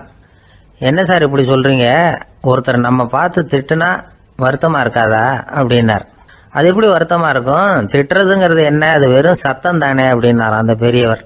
நம்ம ஆளுக்கு தலையை பிச்சுக்கலாம் போல இருந்தது. இருக்காது அப்படின்னா நமக்கு அப்படித்தானே தோணுது. அந்த பெரியவர் சொல்றது ரொம்ப பெரிய விஷயம். அதை நாம புரிஞ்சிக்க முயற்சி பண்ணலாம்னா நடைமுறை வாழ்க்கைக்கு அது ஒத்து வர்றது மாதிரி தெரிய மாட்டேங்குது. இருந்தாலும் அந்த பெரியவர் அதுக்கு என்னதான் விளக்கம் கொடுக்குறாருன்னு பார்ப்போமே. ஒரு ரயில் போயிட்டு இருக்கு, அதுல ஒரு சாது போயிட்டு இருக்கார். அந்த ரயில் வந்து அவர் ஹரித்வாரம் போயிட்டு இருக்கார். அவரு ரயில்ல ஏகப்பட்ட கூட்டம். நம்ம ஊர் ரயில் கேட்க வேணும், டிக்கெட் வாங்கிட்டு கொஞ்சம் பேர், வாங்காத கொஞ்சம் பேர். அது என்னத்துக்கு அனாவசியமா டிக்கெட் அப்படிங்கிற நினைப்புல பாதி பேர். இந்த கூட்டத்துக்கு மத்தியில அந்த சாதுவும் போயிட்டு இருக்கிறார். உட்கார்றதுக்காக இருந்த இடத்துல ஒரு ஆள் படுத்திருக்கிறான், கொஞ்சம் முரட்டு ஆசாமி. அவன் காலு பக்கத்துல கொஞ்சோண்டு இடம் பாக்கி இருந்தது. அந்த இடத்துல இந்த சாது உட்கார்ந்திருந்தார். மெதுவாக உட்காந்துக்கிட்டார் போய். ஆனால் அந்த ஆள் ராத்திரி பூரா இவரை காலால் உதச்சிக்கிட்டே இருக்கிறான். அது இவருக்கு ரொம்ப அவமானமாக பட்டுது. அதனால் துக்கம் ஏற்பட்டது. இருந்தாலும் அதை ஒரு மாதிரியாக சகிச்சுக்கிட்டே இவர் வந்து சேர்ந்தார். பொழுது விடிஞ்சது. அந்த சாது ஹரித்வார் வந்து சேர்ந்தார். அங்கே ஒரு பெரிய ஞானியை சந்திச்சார். ராத்திரி ரயிலில் அந்த ஆள் உதைச்சதையும் அதனால் தனக்கு ஏற்பட்ட துக்கத்தையும் இந்த சாது அந்த ஞானிகிட்ட சொன்னார். சொல்லிவிட்டு, ஏன் சுவாமி, எனக்கு துக்கம் ஏற்பட்டதே அது தப்பா அப்படின்னு கேட்டார். தவறுதான்னார் அந்த ஞானி. உனக்கு இன்னமும் தேக அபிமானம் போகலைங்கிறது தான் அது காட்டுது. அஷ்டாவக்ரர் என்ன சொல்றார் தெரியுமா? உண்மையான ஞானி யாராவது தன்னை வந்தனை செய்தால் அதற்காக சந்தோஷப்பட மாட்டார், யாராவது நிந்தனை செய்தால் அதற்காக வருத்தப்பட மாட்டார் அப்படின்னு சொல்றார். நிந்தனைங்கிறது ஒரு ஒலி தான். தேகாபிமானம் இருக்கிற வரைக்கும் இந்த ஒலி நம்மளை வந்து வேதனைப்படுத்தும். நான் தேகம் இல்லை, ஆத்மா அப்படிங்கிற நினைவு இருந்தா இந்த ஒலி நம்மளை பாதிக்காது. மனு என்ன சொல்றார் தெரியுமா? ஒரு சாதகன் பாராட்டுதலை விஷம்னு நினைச்சு பயப்படணும், அவமானத்தை அமிர்தம்னு நினைச்சு சந்தோஷப்படணுங்கிறார். அவமானப்பட்டா கவலைப்படாம எப்படி இருக்க முடியும் அப்படின்னு தான் நமக்கு தோணும். அதனாலதான் நம்மள யாரும் இதுக்கு உதாரணமா யாரையும் காட்ட முடியல. புத்தரையும் கபீரையும் உதாரணமா காட்டுறாங்க. அவங்களுக்கெல்லாம் அவமானம் ஏற்பட்டப்போ கவலையே படலையாம். புத்தரை வந்து அவமானப்படுத்தணுங்கிறதுக்காக கௌசாம்பி ராணி ஒரு இளம் பெண்ணை கொலை பண்ணி சடலத்தை புத்தர் குடிசைக்கு முன்னாடி போட சொன்னார். போட்டாங்க. புத்தர் தான் அந்த பொண்ணை கெடுத்து கொலை பண்ணி விட்டாருன்னு எல்லாரும் நினைச்சாங்க. ஆனா புத்தர் இதை பத்தி கவலையே படல. அப்புறமா உண்மை தெரிஞ்சதும் புத்தர் புகழ் இன்னும் அதிகமாயிட்டது. ஒரு பெரிய சபையில ஒரு மோசமான பொண்ணு நுழைஞ்சு தனக்கும் கபீருக்கும் சம்பந்தம் உண்டுன்னு சொன்னா கபீர் கவலைப்படல. அவங்க மாதிரியெல்லாம் நாமளும் இருக்க கத்துக்கணும். நிந்தனை, அபகீர்த்தி, அவமானம் எல்லாம் ஆண்டவன் கொடுக்கிற பிரசாதம்னு நினைக்கணும் அப்படின்னு சொல்றார் அந்த ஞானி. இதை கேட்ட இந்த காலத்து ஆசாமி ஒருத்தர், நான் கூட அப்படிதான் சார், யாராவது அவமானப்படுத்தினா கவலைப்பட மாட்டேன். நேத்து கூட ஒருத்தர் என்ன பலார்னு அரைஞ்சுட்டார், நான் கொஞ்சம் கூட கவலைப்படல, பேசாம வந்துட்டேன்னார். ஏன் அப்படி வந்துட்டீங்க அப்படின்னு. அவர் அரைஞ்சதுலேயும் ஒரு அர்த்தம் இருந்தது, அதனால தான் அப்படி வந்துட்டேன்னார். ஏன் அரைஞ்சாருன்னு கேட்டேன். 10 வருஷத்துக்கு முன்னாடி 15 ரூபா அவர்கிட்ட கடன் வாங்கினேன், அதை கேட்டு கேட்டு பார்த்துட்டு கடைசியாக தான் அரைஞ்சார் அப்படின்னார். ஆண்டவனுடைய பிரசாதம் இவருக்கு அடிக்கடி கிடைக்கும் போல இருக்கு. சில பேரை இப்படி சொல்றது உண்டு, அடுத்தவங்களை அனுசரித்து நடந்துக்க தெரியல, அவன் என்ன சார் மனுஷன் அப்படிம்பாங்க. சக மனிதர்களோட எப்படி பழகிறது அப்படின்னு தெரியாததுனாலேயே பல பேர் இன்னைக்கு சங்கடப்பட்டுக்கிட்டு இருக்கிறாங்க. வசதி வாய்ப்பெல்லாம் சரியா இருக்கும், ஆனால் வாழ்க்கை சரியா இருக்காது. இன்னொருத்தர்கிட்ட எப்படி பேசுறது பழகிறதுங்கிறது தெரியாததுனால தான் இந்த அவஸ்தை. சரி, இந்த அவஸ்தை இல்லாமல் வாழறது எப்படி? இதுக்கு அனுபவசாலிகள் சில வழிமுறைகளை சொல்றாங்க. அதெல்லாம் என்னென்னங்கிறத இப்போ தெரிஞ்சுக்குவோம். முதல்ல நம்ம நாக்கு நம்ம கண்ட்ரோலில் இருக்கணும். வார்த்தைகளை வந்து கொட்டி விட்டு அதுக்கப்புறம் அள்ள முடியாமல் கடந்து கஷ்டப்படக்கூடாது. எப்படி பேசுகிறோங்கிறதும் முக்கியம், பேசுகிறப்ப எப்படி முகத்தை வச்சிருக்கிறோங்கிறதும் முக்கியம். அன்பாக பேசினாலும் நல்லா இருக்கும்.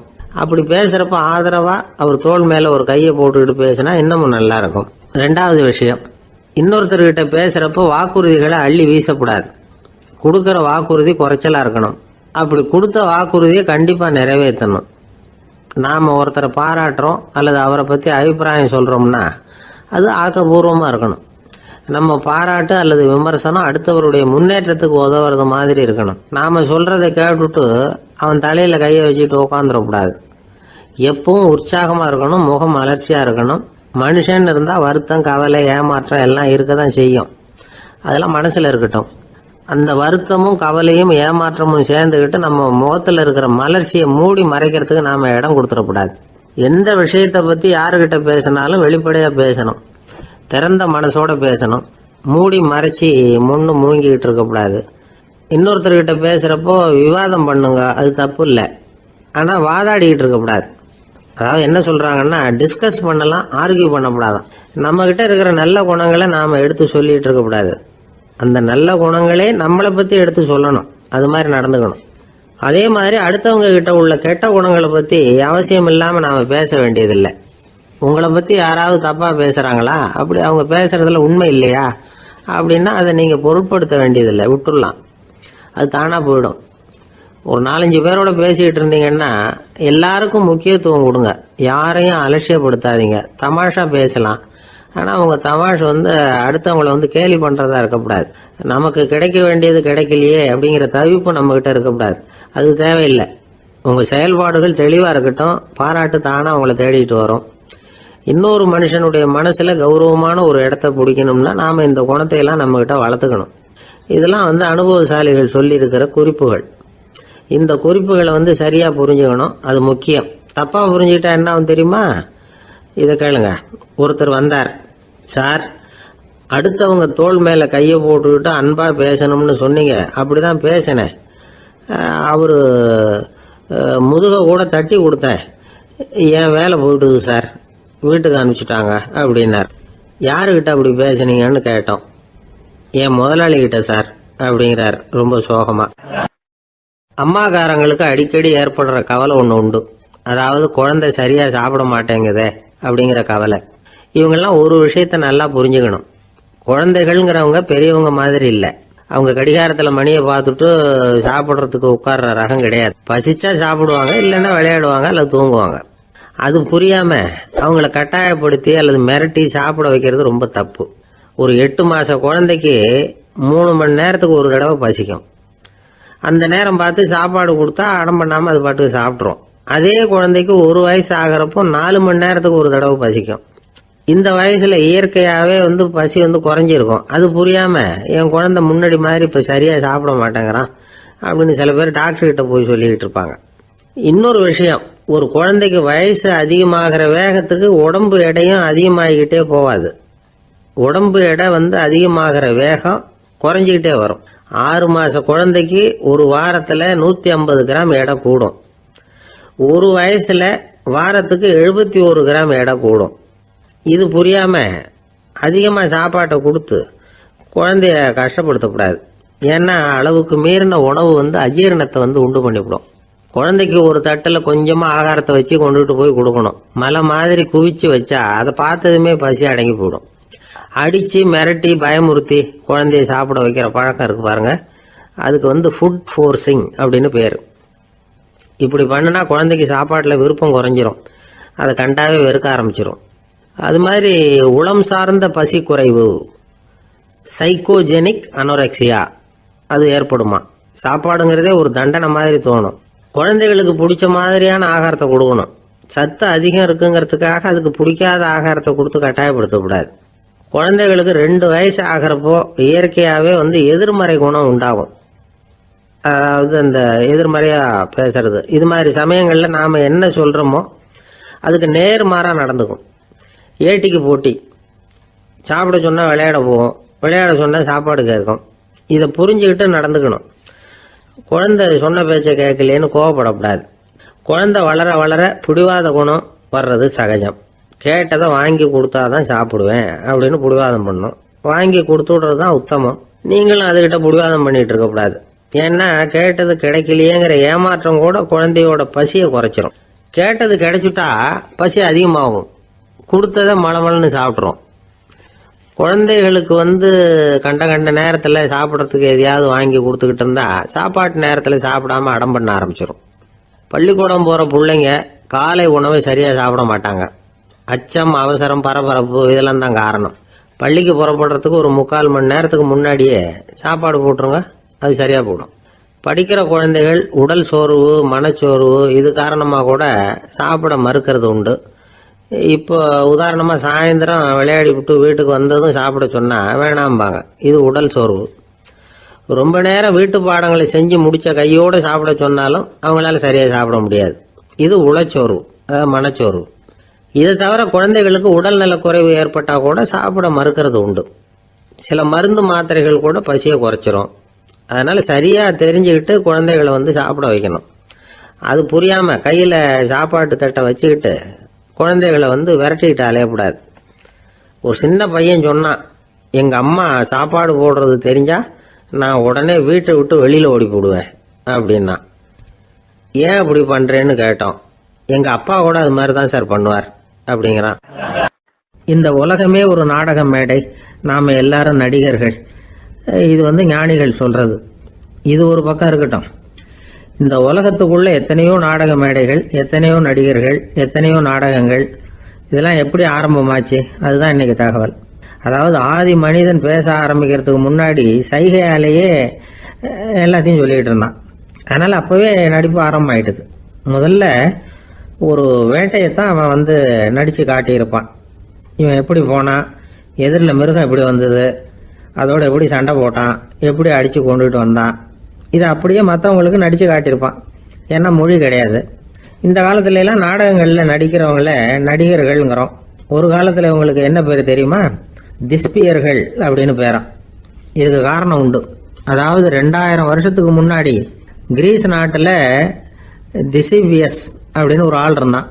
அவன் ஒரு பெரிய நாடக கலைஞன். அவன் சில இளைஞர்களை சேர்த்துக்கிட்டான், பயிற்சி கொடுத்தான், நாடக குழுவை உருவாக்கினான்.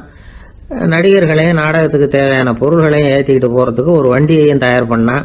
அந்த வண்டியிலேயே அவன் கிரேக்க நாடு பூராவும் சுற்றினான். ஊர் ஊராக நாடகம் போட்டான். ஒரு ஊருக்கு போனதும் அங்கே நாடகம் நடத்த தியேட்டர் இருக்கா அப்படிங்கலாம் பார்க்கறது இல்லை அவன். ஏன்னா அப்போலாம் தியேட்டர்னா என்னென்ன தெரியாது.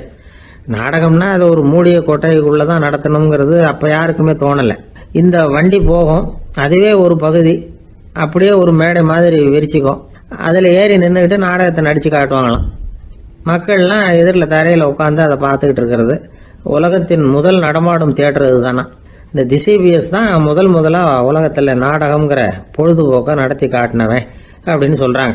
அவன் சொந்தமாக நாடகம் எழுதுனா, நடித்தான், நாடகத்தை இயக்கினான். அதனால தான் அவனை first man of the theatre அப்படின்னு சொல்லுவாங்க. அவன் தான் நாடக மேடையின் முன்னோடி. கிரேக்கர் காலத்திலேயே நாடக ஆசிரியர்கள், நடிகர்கள், ரசிகர்கள் இவங்கெல்லாம் உருவாயிட்டாங்களாம். நாடகத்தின் சரித்திரத்தில் இந்த 3 பிரிவும் ரொம்ப முக்கியம். அதாவது கிரேக்க தியேட்டர்கள்லாம் திறந்த வெளி மேடைகள் தான். பெரும்பாலும் மலைச்சரிவுகள், அதுவே படிப்படியாக பண்ணியிருப்பாங்க. கீழே அரைவட்ட வடிவில் மேடை, அதுக்கு ஆர்கெஸ்ட்ரான்னு பேர். பிற்காலத்தில் இதில் உட்காந்து இசைக்குழுவினர் வாய்ச்சதுனால இசைக்குழுவுக்கே ஆர்கெஸ்ட்ராங்கிற பேர் வந்துட்டுது. இப்போ கிரேக்க தியேட்டர்களில் ஒன்று, அதோட காலம் கிமு 340. அதை இன்னமும் பாதுகாத்து வச்சிருக்கிறாங்களாம். எபிடாரஸ் அப்படிங்கிற இடத்துல அது இருக்குதான். இன்னமும் அந்த தியேட்டரை பயன்படுத்திக்கிட்டு வர்றாங்களாம். சிறந்த கிரேக்க நாடகங்கள்லாம் அங்கே நடிக்கிறாங்களாம். ஆரம்ப காலத்திலேயே கட்டணம் கிடையாது. அப்புறம் பின்னாடி தான் நுழைவு கட்டணம்லாம் அப்படியே வந்துட்டு தான். நடிகர்கள் பளபளப்பான ஆடைகள் உடுத்தி இருப்பாங்களாம். இந்த குதிகால் உயர்ந்த காலணிகள் போட்டிருப்பாங்களாம். இதெல்லாம் பழைய குறிப்புகள். பலவிதமான உருவங்களில் மாஸ்க் அப்படின்னு சொல்லப்படுற முகமூடி. அதனால் ஒரே நடிகர் பல வேடங்களில் நடிக்கிறது உண்டான். ஆரம்பத்தில் பெண் நடிகர்கள் கிடையாது, எல்லாம் ஆண் நடிகர்கள் தான். ரோமானியர்கள் தான் முதல் நிரந்தர நாடக மேடையை கட்டினவங்க. அதுதான் முதல் தியேட்டர். கிமு 1048 காலகட்டத்தில் பாம்பிங்கிற நகரத்தில் அதை கட்டியிருக்கிறாங்களாம். கிரேக்க ரோமானிய தியேட்டர்களின் அடிப்படையிலேயே இந்த இத்தாலிய வடிவ அமைப்பாளர்கள் இந்த குதிரை லாட வடிவில் ஒரு ஆடிட்டோரியத்தை உருவாக்கினாங்களாம்.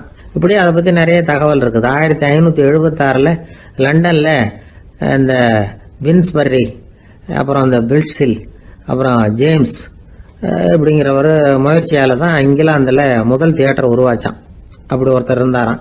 உலக நாடக மேடையின் வரலாறு இதுதான். அதாவது இப்பெல்லாம் அறிவியல் வளர்ச்சி அதிகமாயிட்டுது. திரைப்படம், தொலைக்காட்சி எல்லாம் வந்தாச்சு. ஒவ்வொரு வீடுமே ஒரு குட்டி தியேட்டர் மாதிரி ஆயிட்டுது. தொலைக்காட்சி முன்னாடி உட்காந்து எழுந்திருக்கவே மனசு வர்றதில்லை. ஒரு அம்மா ஒரு மனோதத்துவ டாக்டரை தேடிட்டு வந்தாங்களாம் இந்த காலத்தில். டாக்டர், எங்கள் வீட்டுக்காரர் எப்போ பார்த்தாலும் டிவி முன்னாடி உட்காந்துக்கிட்டு அதையே வெறிச்சு பார்த்துக்கிட்டு இருக்கிறார், உத்து பார்த்துக்கிட்டு இருக்கார், எனக்கு சந்தேகமாக இருக்குன்னாங்களாம். இது மனக்கோளாறு இல்லைங்க, ஆர்வ கோளாறு, அவ்வளவுதான், இதுக்காக பயப்படாதீங்கன்னாராம் டாக்டர். அப்படி இல்லை டாக்டர், டிவி ஓடும் பொழுது நாம எல்லாம் அதை பார்க்குறோம் சரி, ஆனால் அவர் அப்படி இல்லை, டிவியை நிறுத்தினதுக்கு அப்புறமும் அதையே உத்து பார்த்துட்டு உட்காந்துருக்கிறார், அதனால தான் சந்தேகப்பட்டு உங்ககிட்ட வந்தேன் அப்படின்னாங்களாம். ஒரு இலக்கிய கூட்டம் ஏற்பாடு பண்ணியிருக்கிறோம், நீங்கள் அவசியம் அதில் பேசணும் அப்படின்னு கேட்டுக்கிட்டார் ஒருத்தர். வேணாங்க, 4 பேருக்கு முன்னாடி நிற்கிறதுனா எனக்கு ரொம்ப கூச்சமாக இருக்கும் அப்படின்னாரு இவர். ஏன் சார் இன்னமும் குழந்தை மாதிரி கூச்சப்படுறீங்களே அப்படின்னார் அவர். அவரை ஒரு மாதிரியாக சமாளித்து அனுப்பி வச்சுட்டு அதுக்கப்புறம் அதை பற்றி இவர் யோசித்து பார்த்துருக்கார். சில நிபுணர்கள் எழுதியிருக்கிறத படித்தும் பார்த்துருக்கிறார். மனோதத்துவ நிபுணர்கள் என்ன சொல்கிறாங்க தெரியுமா? 10லேருந்து 20% குழந்தைகள் பிறக்கிறப்பவே கூச்ச சுபாவம் கொண்டதாக தான் இருக்குதான். ஒரு தாத்தா தன்னோட பேர பிள்ளைய ஆசையாக கூப்பிடுறார் விளையாட்டு காட்ட. அது அழுதுகிட்டு ஓடி போகுது. ஒரு அம்மா தன்னோட பிள்ளைய பள்ளிக்கூடத்தில் சேர்க்கறதுக்காக கூப்பிட்டுக்கிட்டு போகிறாங்க. அந்த புள்ள அம்மாவோட முந்தானையில் ஒளிஞ்சிக்கிட்டு வெளில வரமாட்டேங்குது. இவங்களெல்லாம் எப்படி சமாளிக்கிறது? குழந்தைகளோட கூச்ச சுபாவத்தை போக்குறது எப்படி? இதுக்கு நிபுணர்கள் சில யோசனைகளை சொல்லியிருக்கிறாங்க. மற்றவங்களுக்கு முன்னாடி என் பையனுக்கு கூச்சம் ரொம்ப அதிகம் சார், மற்றவங்க பார்த்தா ரொம்ப வெக்கப்படுறான், இப்படி சொல்கிற அப்பாக்கள் உண்டு. என் பையன் புது மனுஷால பார்த்தா அட்டையாக ஒட்டிக்குவான் சார் அப்படின்னு சொல்கிற அப்பாக்களும் உண்டு. இப்படிலாம் குழந்தைகளுக்கு முத்திரை குத்துறது ரொம்ப தப்பான். புதுசாக யாராவது வீட்டுக்கு வந்தால் குழந்தை தானாக தன்னோட கூச்சத்தையும் பயத்தையும் போக்கிக்கிட்டு சகஜமாக மாறி வர்றதுக்கு வாய்ப்பு கொடுக்கணுமா. ஒரு கூட்டத்துக்கோ அல்லது சொந்தக்காரங்க கல்யாணத்துக்கோ குழந்தைய அழைச்சிட்டு போகிறீங்க, அங்கே போய் கட்டாயப்படுத்தி குழந்தைய மற்றவங்க கிட்ட பேச சொல்லக்கூடாது. சில சமயம் குழந்தை தானாக தன்னுடைய கூச்ச சுபாவத்தை விட்டு பேசுறதுக்கு முன் வந்தால் அதை பாராட்டணும். குழந்தை கலகலப்பு இல்லாமல் மௌனமாக இருந்ததுன்னா அதையும் கண்டுக்கக்கூடாது. குழந்தை பேச ஆரம்பித்தா அதை ஆர்வத்தோடு கவனிக்க தெரியணும். கலந்து உரையாடுற பழக்கத்தை வீட்லேயே ஆரம்பிக்கலாம். கேட்டதுக்கு பதில் சொல் அப்படின்னு நீங்கள் அதிகாரம் பண்ணிகிட்டு இருக்கக்கூடாது. அது குழந்தைக்கு பேசுகிற சந்தர்ப்பத்தை குறைச்சிருமா. இப்போ நாம் அதிகாரம் பண்ணால் கேலி செய்கிற பழக்கம் குழந்தைகளை ரொம்ப பாதிச்சிருமா. பெரியவங்களானதுக்கு அப்புறமும் சில பேர் கூச்சத்தோடவும் பயத்தோடவும் இருக்கிறதுக்கு இதுதான் காரணம். சின்ன வயசில் அவங்கெல்லாம் ஏதாவது கேலிக்கு ஆளாகி இருப்பாங்க. ரெண்டாவது குழந்தை மூத்த குழந்தைய கேலிக்கு ஆளாகிற சந்தர்ப்பங்களை கண்டு கேலி பண்ணினா அது இளம் நெஞ்சங்களை விட்டு நீங்கிறதே இல்லையா. எப்பவும் குழந்தையோட நடை உடை பாவனைகளை பற்றி சொல்லிக்கிட்டே இருக்கக்கூடாதான். அதுவே கூச்ச சுபாவத்தை கொண்டுட்டு வந்துருமா. அப்பா எங்கேன்னு யாராவது கேட்டால் இது மாதிரி இன்ன காரியத்துக்காக வெளியில் போயிருக்கார், இத்தனை மணிக்கு திரும்பி வருவார் அப்படின்னு சொல்கிற அளவுக்கு குழந்தைகளை பழக்கப்படுத்தி வைக்கணும். ஃபோன்லேயே யாராவது விசாரித்தா கூட இது மாதிரி பதில் சொல்லு அப்படின்னு சொல்லணும். சின்ன சின்ன மீட்டிங்கில் 4 வார்த்தை பேச தயார் பண்ணலாம். ஒரு கடையிலையோ அல்லது ஹோட்டல்லையோ ஏதாவது விவரம் கேட்கணும்னா உங்கள் குழந்தைய தைரியமாக அனுப்புங்க. குழந்தைகள் பணிவாகவும் பொறுமையாகவும் விவரம் கேட்குறப்போ கூச்ச சுபாவம் தானாக போயிடும். சின்ன வயசுலேயே இப்படிலாம் பழக்கப்படுத்தினா தான் வருங்காலத்தில் தைரியமாக இந்த சமுதாயத்தில் வாழ முடியும். இல்லைன்னா 60 வயசுலேயும் அடுப்பங்கரையை விட்டு வெளில வர்றதுக்கு கூச்சப்பட்டுக்கிட்டு தான் இருக்க வேண்டியிருக்கும். இந்த காலத்து பிள்ளைங்க எவ்வளவோ பரவாயில்ல, எதுக்கும் தயங்குறதில்ல, கூச்சப்படுறதில்ல. ஒரு அம்மா அடுப்பங்கரையிலேருந்து சத்தம் போட்டாங்க, டேய் ராமு, தயவு பண்ணி அந்த டிவியை நிறுத்துறா, அந்த பெண்ணோட குரல் மகா மோசம், அடுப்பங்கரையில் இருக்கிற என்னாலேயே அதை சகிச்சிக்க முடியல அப்படின்னாங்களாம். உடனே பையன் கொஞ்சம் கூட தயங்காமல் பதில் சொல்கிறான், அம்மா இந்த குரல் டிவியிலேருந்து வரல, எழுத்த விட்டு மாமி தான் இங்கே வந்திருக்கிறாங்க, அவங்க தான் இப்போ என்னோட பேசிக்கிட்டு இருக்கிறாங்க அப்படின்னு. நான் ஒரு பல்கலைக்கழகம், அங்கே ஒரு இலக்கிய பேராசிரியர், அவர் பாடம் நடத்திக்கிட்டு இருந்தார். ராபர்ட் ப்ரௌனிங் எழுதிய கவிதைகளை பற்றி சொல்லிகிட்டு இருக்கிறார். மாணவர்களும் ரொம்ப அக்கறையாக அதை கேட்டுக்கிட்டு இருக்கிறாங்க. ஒரு குறிப்பிட்ட கவிதையை பற்றி சொல்லும் பொழுது அந்த பேராசிரியருக்கே ஒரு சந்தேகம், அதாவது அந்த கவிதையின் சரியான அர்த்தம் என்னங்கிறதுல சந்தேகம். பேராசிரியர் யோசனை பண்ணார், அந்த கவிதையை முழுசாக புரிஞ்சிக்க முடியல. அதனால் மாணவர்களை பார்த்து சொன்னார், மாணவர்களே ஒரு நாள் பொறுத்துங்க, இந்த கவிதையை எழுதின கவிஞர் எங்கள் வீட்டுக்கு பக்கத்தில் தான் இருக்கிறார். இன்னைக்கு சாயந்தரம் நான் அவரை நேரிலேயே போய் பார்க்குறேன், பார்த்து இதுக்கு என்னங்க அர்த்தம்னு கேட்டுட்டு வந்துடுறேன், அதுக்கப்புறம் உங்ககிட்ட சொல்கிறேன் அப்படின்னாராம். அன்னைக்கு சாயந்தரமே அந்த பேராசிரியர் கவிஞரை தேடிக்கிட்டு போயிட்டார். கவிஞர் அவங்க வீட்டில் அவர் பாட்டு உட்காந்துருந்தாராம். இவர் போய் அவர் முன்னாடி உட்காந்தார். அப்புறம் கேட்டார், ஐயா அந்த கவிதையின் முழு பொருள் என்னன்னு தெரிஞ்சுட்டு போகிறதுக்காக வந்திருக்கிறேன் அப்படின்னாராம். எந்த கவிதை அப்படின்னாராம் அவர். இவர் அந்த கவிதையை சொல்லியிருக்கார். கவிஞர் கொஞ்சம் யோசனை பண்ணிவிட்டு அப்புறம் சொன்னாராம், பேராசிரியரே நீங்கள் கொஞ்சம் தாமதமாக வந்துட்டீங்கன்னாராம். இவருக்கு ஒன்றும் புரியல. நீங்கள் என்ன சொல்கிறீங்க, நான் தாமதமாக வந்துட்டேன்னா? நீங்கள் தான் உயிரோடு இருக்கிறீங்களே, அப்படி இருக்கும்பொழுது நான் தாமதமாக வந்துட்டேன்னா அது எப்படி அப்படின்னு இவர் குழம்பி இருக்கிறார்.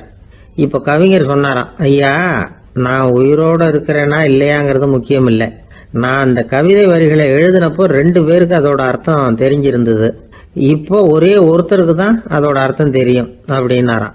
பேராசிரியர் யோசனை பண்ணியிருக்கார். அப்படின்னா அந்த ஒருத்தர் கவிஞர் ராபர்ட் ப்ரௌனிங்கை தவிர வேற யாரா இருக்க முடியும்? இவர் தான் அப்படிங்கிறத அவர் மனசில் நினச்சிக்கிட்டார். அதனால சொன்னார், ஐயா நான் தாமதமாக வரல, அந்த கவிதையின் பொருள் என்ன அது சொல்லுங்கன்னார்.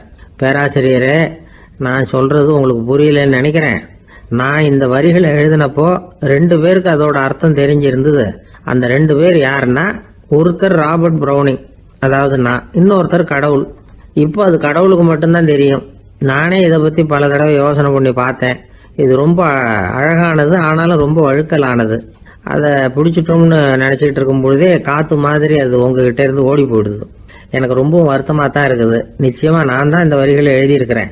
அதில் அர்த்தம் இருக்குங்கிறது எனக்கு தெரியும், அதை நான் உணர்றேன். ஆனால் நீங்கள் என்னை மன்னிக்கணும். எனக்கே கூட அதை என்னால் விளக்க முடியல. அப்படி இருக்கும் பொழுது உங்களுக்கு எப்படி அதை நான் விளக்க முடியும் அப்படின்னாரா அந்த கவிஞர். அனுபவிக்கப்படக்கூடிய எல்லாமே விளக்கப்படக்கூடிய ஒன்றல்ல, விளக்கப்படும் எல்லாமே அனுபவிக்கப்படக்கூடிய ஒன்றல்ல அப்படிங்கிறது ஞானிகளுடைய கருத்து. அதுக்காக தான் அந்த சம்பவம். வாழ்க்கையில் நீங்கள் தொடர்ந்து ஆய்வு செய்து கொண்டே இருக்கக்கூடிய விளக்கங்களை ஒருபோதும் அடைய முடியாத பரிமாணங்கள் இருக்கிறதுனால தான் அது அலுப்பு தட்டாமல் இருக்குது. உங்களால் நிறைய அனுபவிக்க முடியும், இருந்தாலும் நீங்கள் அனுபவித்து அறிந்த விஷயங்கள் கூட வார்த்தைகளால் விளக்கப்பட முடிவதில்லை அப்படிங்கிறது பெரியோர் சிந்தனை. இதெல்லாம் ஒரு பக்கம் இருக்கட்டும். நமக்கு தெரிஞ்ச பேராசிரியர் ஒருத்தர் 1 மணி நேரம் ரொம்ப விவரமாக வகுப்பு எடுத்தார். கடைசியாக சொன்னார், மாணவர்களே, ரொம்பவும் எளிமையாக விளக்கமாக எல்லா விவரமும் சொல்லியிருக்கிறேன். அதனால் இதில் உங்களுக்கு சந்தேகம் வர்றதுக்கு வாய்ப்பே இல்லை. இருந்தாலும் கேட்க வேண்டிய கடமை கேட்குறேன். இது வரைக்கும் நடத்தினதில் யாருக்காவது ஏதாவது சந்தேகம் உண்டா அப்படின்னு கேட்டாராம். எனக்கு ஒரே ஒரு சந்தேகம்தான் சார் அப்படின்னு எழுந்திரிச்சு நிற்கிறான் ஒருத்தன். என்னன்னு கேட்டாராம். இது வரைக்கும் நீங்கள் என்ன பாடம் சார் நடத்துனீங்க அப்படின்னானா அவன். வங்க நாவலாசிரியர் சரத் சந்திரர் ஒரு நண்பர் அவர்கிட்ட வந்தார். வழக்கமாக எல்லா எழுத்தாளர்கள்கிட்டையும் கேட்குற ஒரு கேள்வியை கேட்டார். நீங்கள் எழுத்துத்துறைக்கு வந்தது எப்படி? இதுதான் கேள்வி. அதை தெரிஞ்சு என்ன பிரயோஜனம்னார் சரத் சந்திரர். சும்மா சொல்லுங்களேன், தெரிஞ்சுக்கிறேன் அப்படின்னார் வந்தவர். சரி சொல்கிறேன்னு ஆரம்பித்தார். நான் ரங்கூனில் வேலை பார்த்துக்கிட்டு இருந்தேன். சம்பளம் பத்தல. வேலையும் பார்த்துக்கிட்டு ஒரு பலசரக்கு கடை வைக்கலாம்னு நினச்சேன். என்னால் மளிகை கடை வச்சு சரியாக நடத்த முடியுமாங்கிற சந்தேகம் என் மனைவிக்கு. அதை சோதனை பண்ணி பார்க்கணுங்கிறதுக்காக சில பொருள்களின் அளவு, அதோட விலை, இப்படி சிலதை சொல்லி எல்லாத்தையும் மனக்கணக்காக கூட்டி போட சொன்னாங்க. என்னால் சரியாக கூட்டி சொல்ல முடியல. உங்களால் மளிகை கடை நடத்த முடியாதுன்னு சொல்லிவிட்டாங்க. உடனே என்ன பண்ணுறது, வேறு வழி இல்லை, கதை எழுத ஆரம்பிச்சிட்டேன் அப்படின்னார். கேட்டவருக்கு சிரிப்பு வந்துட்டு தான். சரத் சந்திரர் ஒரு பக்கம் சீரியஸான நாவல்கள், சிறுகதைகள் எழுதியிருந்தாலும் அவருடைய இன்னொரு பக்கம் வேற விதம். நண்பர்கள்கிட்ட பேசும்பொழுதும் சரி, அவர்களுக்கு கடிதங்கள் எழுதும் போதும் சரி, கேலியும் கிண்டலும் நகைச்சுவை உணர்வும் அதிகமாக இருக்கும். காந்திஜி ஒரு சமயம் கல்கத்தாவுக்கு வந்திருந்தார். தேசபக்தர்கள் பல பேர் அவர்கிட்ட பேசிக்கிட்டு இருந்தாங்க. அப்போது சரத் சந்திரரும் அங்கே இருந்தார். கிரண் சங்கர் ராய் அப்படிங்கிறவரும் அங்கே இருந்தார். அவர் சொன்னாராம், காந்திஜியோட பழகிய முதல் வங்காளி நான் தான். போயர் யுத்த காலத்தில் இவர் லண்டனுக்கு வந்திருந்தப்போ என்கிட்ட தான் வங்காள மொழி கற்றுக்கிட்டார் அப்படின்னாராம். உடனே சரத் சந்திரர் காந்திஜியை பார்த்து, இவர் உங்களுக்கு வங்காள மொழி கற்றுக் கொடுத்தது உண்மைதானா அப்படின்னாராம். ஆமான்னாராம் காந்தி. அதனால தான் உங்களால் வங்காள மொழி கற்றுக்க முடியல அப்படின்னாராம். எல்லாரும் சிரிச்சாங்களாம். சரத் சந்திரர் சாம்தாபேர் அப்படிங்கிற கிராமத்தில் தங்கியிருந்தார் ஒரு இலக்கிய நிகழ்ச்சியில் கலந்துக்கிறதுக்காக. அதுக்காக ஒரு கல்கத்தாவுக்கு போக வேண்டிய சூழ்நிலை. அதுக்காக புறப்பட்டார். அந்த சமயத்தில் பின்னாடி இருந்து யாரோ அவரை கூப்பிட்டாங்க. இப்படி கூப்பிட்டவரை பார்த்து இன்னொருத்தர் யாரோ அதட்டி இருக்கிறாங்க. போகிறவரை ஏன் இப்படி கூப்பிடுறீங்க அப்படின்னு. ஏன் கூப்பிட்டா என்னன்னு கேட்டிருக்கார் சரத் சந்திரர். புறப்படுறவங்கள பின்னாடி இருந்து கூப்பிடுறது அபசகுனம், போகிற இடத்துல ஏதாவது ஆபத்து வரலாம் அப்படின்னு அதுக்கு விளக்கம் கொடுத்துருக்கிறார் அவர். உடனே சரத் சந்திரர் சொன்னாராம், இதோ இவங்க என்ன இலக்கிய கூட்டத்துக்கு அழைச்சிட்டு போகிறாங்களே, இதை விட வேற என்ன ஆபத்து வந்துட போகுது அப்படின்னாராம். இப்படி சரத் சந்திரருக்கு இயல்பாகவே நகைச்சுவை உணர்வு உண்டு. அவருடைய நண்பர் ஒருத்தர் வீட்டுக்கு கூப்பிட்டுருந்தார். அங்கே ஒரு கச்சேரிக்கு ஏற்பாடு பண்ணியிருந்தாங்க. சரத் சந்திரருக்கு இயல்பாகவே கச்சேரியில் நீண்ட ஆலோசனையெல்லாம் கேட்கறதுக்கு பொறுமை இருக்காது. அதனால் மெதுவாக பாட போகிறவர் எப்படி அப்படின்னு கேட்டிருக்கார். அவருக்கு ரொம்ப நல்லா பாட தெரியும் அப்படின்னு சொல்லியிருக்கிறாங்க. அதுக்கு சரத் சந்திரர், பாட தெரியுங்கிறது சரி, பாட்டை நிறுத்த தெரியுமா அதை சொல்லுங்க முதல்ல அப்படின்னாராம். ஐயா, உங்கள் பேரை தொடர்ந்து தினம் கேட்டுக்கிட்டு இருக்கிறேன் அப்படின்னார் ஒருத்தர். தொடர்ந்து கேட்குறீங்களே, உங்களுக்கு காது வலிக்கலையா அப்படின்னு கேட்டோம். பேசுகிற உங்களுக்கே வாய் வலிக்கல அப்படிங்கிறப்போ கேட்குற எங்களுக்கு எப்படி காது வலிக்கும் அப்படின்னார். நம்ம உடம்புல ஒரு அதிசயம் என்ன தெரியுமா? ரொம்ப நேரம் நாம் நடக்கிறோம்னு வச்சுக்கோங்க, கால் வலிக்கும். ரொம்ப நேரம் வேலை செஞ்சால் கை வலிக்கும், உடம்பு வலிக்கும். ரொம்ப நேரம் பார்த்துக்கிட்டே இருந்தால் கண்ணு வலிக்கும். ரொம்ப நேரம் பேசிக்கிட்டே இருந்தால் வாய் கூட வலிக்கும். ஆனால் ரொம்ப நேரம் கேட்டுக்கிட்டே இருக்கிறதுனால காது வலிக்கிறது இல்லை. அதனால் கேட்கறதுக்கு முக்கியத்துவம் கொடுத்தாங்க நம்ம பெரியவங்க. திருவள்ளுவர் தேவையில்லாமல் வார்த்தைகளை உபயோகப்படுத்த மாட்டார். ஒரு திருக்குறள்னு எடுத்துக்கிட்டாவே அதில் மொத்தம் 7 வார்த்தைகள், அவ்வளவுதான். அப்படி 7 வார்த்தைகள் மட்டுமே உள்ள ஒரு திருக்குறளில் வள்ளுவர் ஒரே வார்த்தையை 5 தடவை உபயோகப்படுத்தியிருக்கிறார், திரும்ப திரும்ப பயன்படுத்தியிருக்கிறார். அப்படின்னா அதை எந்த அளவுக்கு வலியுறுத்தி சொல்றார் அப்படிங்கிறத நாம் புரிஞ்சுக்கணும். அது என்ன குறள்? செல்வத்துள் செல்வம் செவிச்செல்வம், அச்செல்வம் செல்வத்துள் எல்லாம் தலை. செவிச்செல்வம்ங்கிறது அவ்வளவு முக்கியமானது. கற்றலின் கேட்டல் நன்று. அதிகம் கேட்கணுங்கிறதுக்காகத்தான் எவ்வளவு கேட்டாலும் காது வலிக்கிறது இல்லை. குறைச்சலாக பேசணும், அதிகமாக கேட்கணும். இன்னொரு விஷயம் கவனிங்க. நம்ம உடம்புல கண்ணுக்கு மூடி இருக்குது, எதையாவது நாம் பார்க்க விரும்பலைன்னா உடனே கண்ணை மூடிக்கலாம். நம்ம வாய்க்கு மூடி இருக்குது, பேச விருப்பம் இல்லையா, வாயை மூடிக்கலாம். மூக்குக்கு கூட மூடிக்கிற வசதி இருக்குது, எதையாவது முகர விருப்பம் இல்லையா, மூச்சை அடக்கிக்கலாம். ஆனால் பாருங்கள், காதுக்கு மூடி கிடையாது, அதை கையால் தான் மூட முடியும். யார் என்ன சொன்னாலும் அது நல்லதோ கெட்டதோ காதில் விழுந்துக்கிட்டு தான் இருக்கும். அறிவு தான் நல்ல விஷயங்களை எடுத்துக்கிட்டு கெட்ட விஷயங்களை விட்டுடணும். நல்ல கருத்துக்கள் நம்ம காதில் நிறைய விழுந்துக்கிட்டே இருக்கணும். அதை கேட்டு நாம் நல்லபடியாக வாழணுங்கிறது தான் படைப்பின் விருப்பம். ஆன்மீகவாதிகள் கூட ஒன்று சொல்லுவாங்க. அதாவது ஆன்மீக பாதையில் நீங்கள் முன்னேறணும்னா முதல்ல சிரவணம் செய்யணும்பாங்க. அதாவது பெரியவங்க சொல்கிற நல்ல கருத்துக்களை கேட்கணும் அப்படின்னு அதுக்கு அர்த்தம். அதனால் யார் நல்ல கருத்துக்களை சொன்னாலும் அதை காது கொடுத்து கேளுங்க. இவ்வளவு கருத்துக்களையும் நம்ம நேயர் ஒருத்தர்கிட்ட சொல்லிகிட்டு இருந்தோம். அவரும் சரி சரின்னு தலையாடிக்கிட்டே இருந்தார். அப்புறம் சொன்னார், நீங்கள் சொல்கிறது சரிதான் சார், காதுக்கு மூடி இல்லைங்கிறது ரொம்ப சரி. அதனால தான் உங்கள் தகவல் கூட நாங்கள் விரும்புகிறோமோ இல்லையோ தினம் காதில் விழுந்துக்கிட்டு இருக்குது அப்படின்னார். எங்களுக்கு ரொம்ப பெருமையாக இருந்தது. அப்படியா அப்படின்னோம். ஆனாலும் என்ன மாதிரி சில பேர் நீங்கள் தகவல் சொல்கிற சமயத்தில் காதில் மூடி இல்லையேன்னு சொல்லி கவலைப்படுறதில்ல சார் அப்படின்னார்.